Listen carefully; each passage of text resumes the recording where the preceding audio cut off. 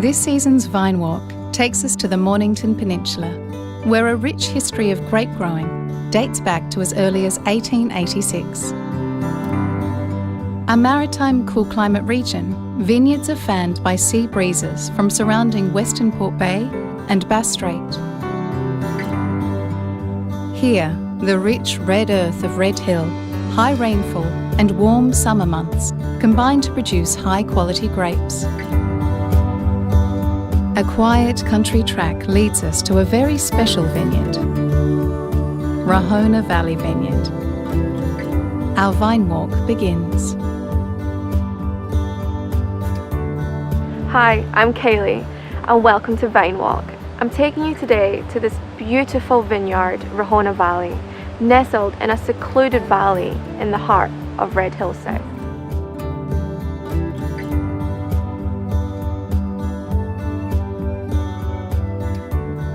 Toby, thank you for taking a walk with me, and as I understand it, you are the grape grower of this beautiful vineyard. Yes, we've been here for nearly 3 years now. So wow, 3 years, and you've done all of this in the 3 years you've been here? the vineyard itself is 25 years old this year. So okay. I noticed it's like we're in a little dome with all of the trees. Does the climate and the trees, does that help with growing? well, the forest around us protects us from the prevailing wind directions, predominantly from the cold southwesterlies that are fairly prevalent in this area.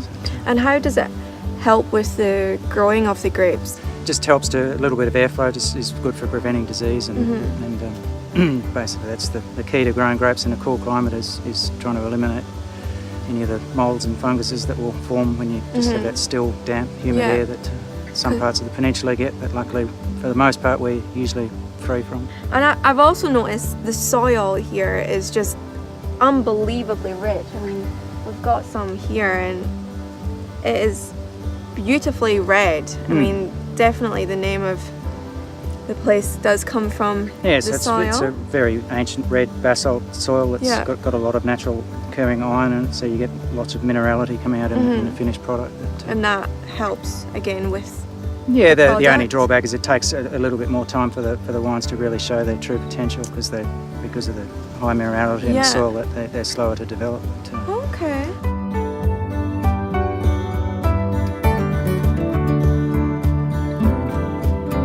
So I've met the grape grower, but Michael, I believe you are the winemaker.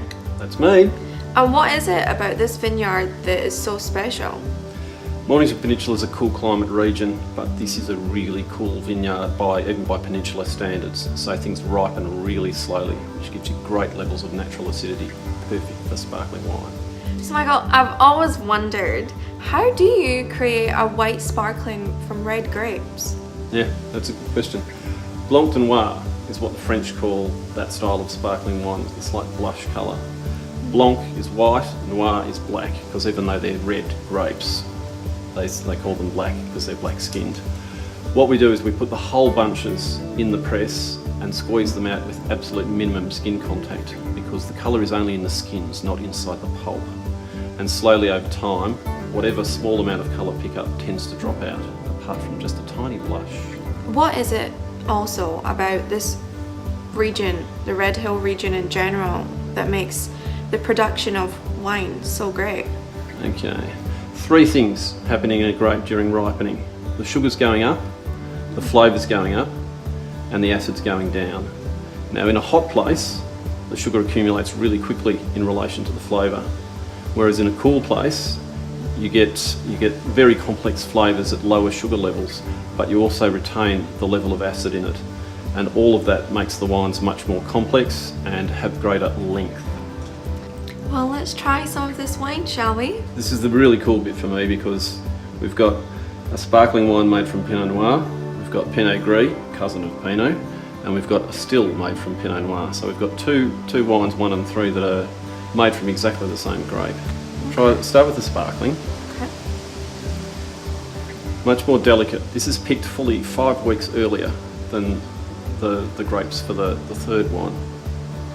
So most of what you'll be smelling there is strawberry. You'll also get some floral things, but also it's about the texture in the mouth. I call this the strawberries and cream wine.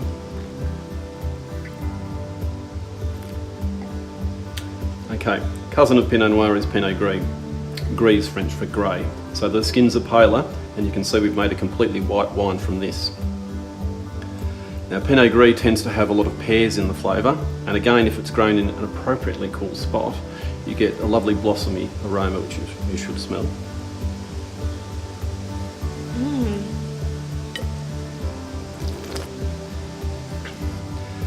Then we move to the Rolls-Royce variety of wine on the Mornington Peninsula, Pinot Noir. More than half of what's planted in this region is Pinot Noir, white and red combined.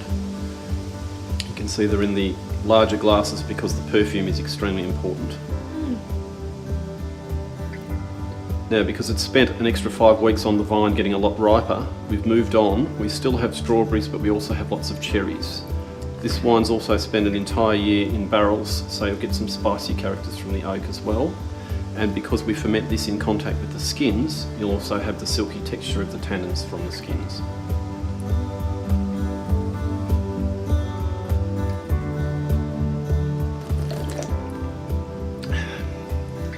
I could drink that all night if my wife would let me.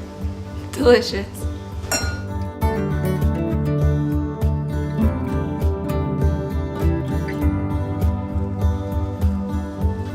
I hope you've enjoyed our vine walk. I look forward to seeing you next time.